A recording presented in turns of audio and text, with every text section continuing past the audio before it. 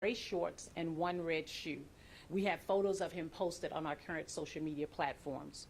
In the meantime, we are urging the public to utilize caution and to call 911 if they see anyone resembling Mr. Haynes so that we can take him into custody.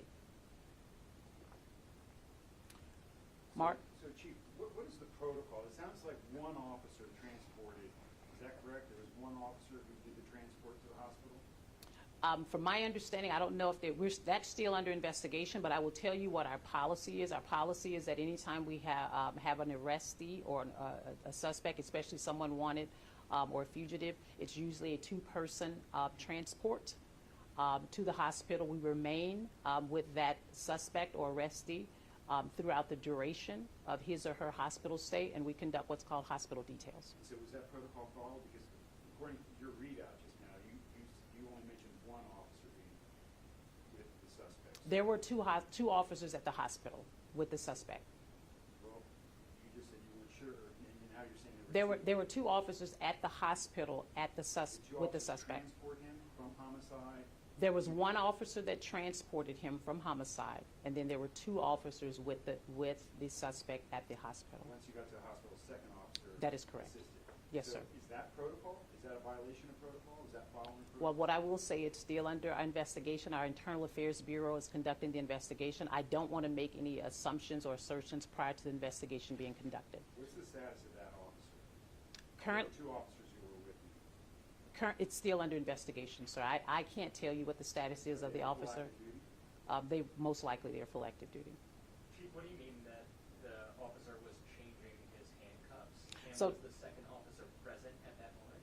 So typically what happens when the officers transport a suspect or arrestee to the hospital, we typically take the handcuffs off, and one handcuff is the arrestee is handcuffed to the gurney or the bed that he or she may be sitting on. And as he was taking one of the handcuffs off of one of the suspect's arms, the suspect got up and aggressively moved away from the officer and fled the scene. Shouldn't one handcuff be secure before the other one is off? That would be our protocol.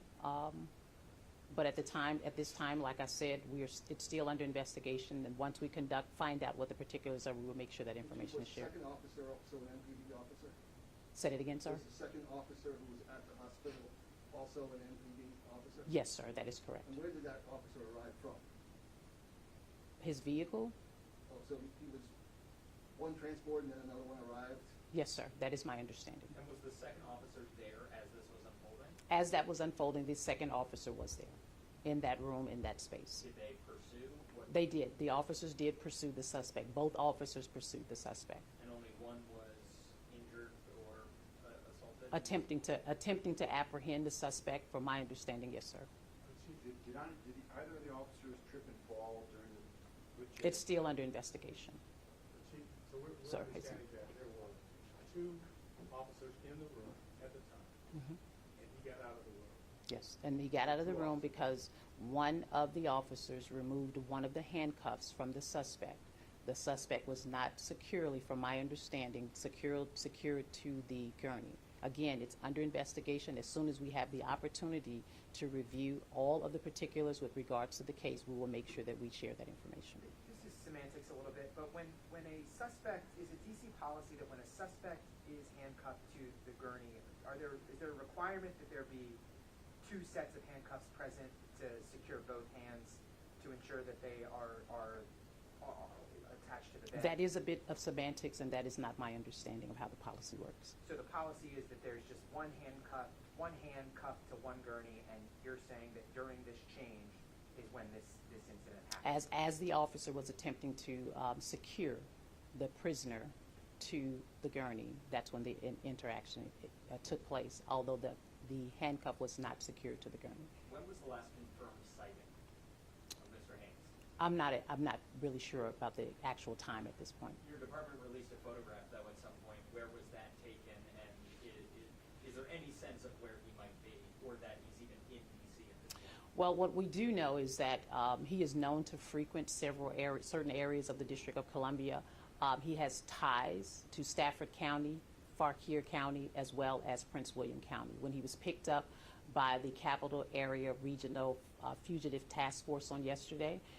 He was in Manassas, Virginia. Was he armed? Was there any, He was not armed. when he was arrested? There's no indication at this point that he was armed. So why did DC Alert put out an alert to residents to consider him armed and dangerous? That was a miscommunication, and that's something that we will make sure does not happen again. And then, can you again tell us, was this an exam room that he was in, that he escaped from? The emergency room. Well, the emergency room is a big place. Yep. Was he just in one small room, or is he in a It's still under populated area? investigation mode. Okay, and were there doctors or medical people? in the That's room? still as part of our internal administrative investigation. That information will be revealed during that process. How concerned are you with him on the loose at the moment? I think anytime we have a fugitive who is wanted for murder, there is some concern. Again, like I stated, he was not armed. We do believe him to be dangerous because he did commit murder, which is why we're asking the public for assistance. If they see him, to please let us know. And we are continuing to work very closely with our state, federal, and local agencies to apprehend this suspect. Have you notified the family of the victim? We have notified the family of the decedent, as well as any surviving victims. Chief, can you talk about the communication between DC Police and George Washington Hospital in a situation like this? Does the hospital know that there is a murder suspect that is here? Absolutely. And just what's that conversation like? And did the hospital, in your mind, should they have locked down during this minute or two where he was escaping? I mean, did everything go according to plan from the hospital's perspective? I can't respond to the hospital's protocol because I do not work for George Washington University Hospital, but what I will say was that they did have one of their security officers on scene who also assisted us with this particular incident. And the communication, I think, is very well. We respond to that hospital many times. The George Washington University Hospital many times. I don't foresee any issues with that. You said the surviving victims. Were there other people shot in this incident with someone was murdered? I don't know the full details of that, but I do know, based on my conversation with my team, was that there was one surviving victim, and we did make notification to that person. I'll take one more question. Did that GWP explain why you believe it's safe for them to be out and about and using classes after the welfare incident? Because we really canvassed that area. We had our aviation unit in the air. We actually cordoned the area off. We brought in our additional resources to include our K-9 unit to really search that area. We brought in additional officers to search the area, and we do not believe him to be in the area at this time. Chief, have there been confirmed sightings, or is there any better sense of where he may be? I know you talked about times, but what is the last place he was seen confirmed, and where are you looking? Outside of running from the hospital, that is the only confirmed sighting that we have that we can actually say that's where he was. The photo your department released, was that from the hospital where he was walking in his socks? Yes, that's correct. Chief, can we just ask why it took until today before you or anyone from MPD would answer questions about this? Well, I think the reason why is because we wanted to respect the rights, if you will, of the decedent's family. They had not been made aware of the fact that we had arrested or apprehended this suspect. Aside from And telling so the charge, what about just informing the public? that we you did have- inform the public. We that you informed the put out a public. tweet? You put out a tweet. And we put out, I think, did we do a press release as well? We did a press release. But nobody from MPD would stand in front of a camera, talk. Well, to I'm you. here today, sir, and I wanted to ensure that I had additional, Why did it take a day when because you had escaped I think murder? I think it was important for us to make sure that we had the appropriate information to share with the public, and that's why we're here today. That's the last question. All right? Okay. Anybody have questions? Yeah, on can we this? ask about air conditioning? Sure. Sure. What do you think? No. So Thank you. can you tell us the status of DC public schools? We're hearing anecdotally from parents that, they showed up to school and some of their classrooms don't have air conditioning. Sure. More broadly, I can tell you about our approach to the heat wave that we have. Again, my name is Delano Hunter, and I serve as the director of the DC Department of General Services. So when we experience a heat wave and sustained high temperatures as we have this week, we expect for systems to go down. That's par for the course.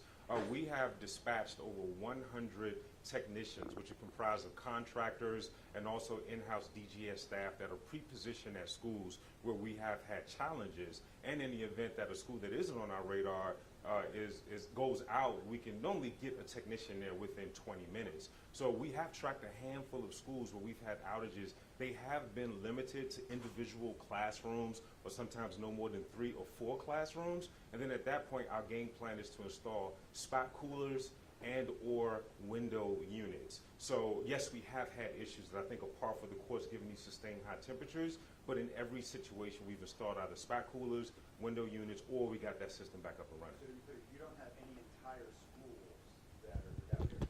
Not as of this morning. Did you yesterday? We did not. Yeah, but you have individual classrooms. In some instances,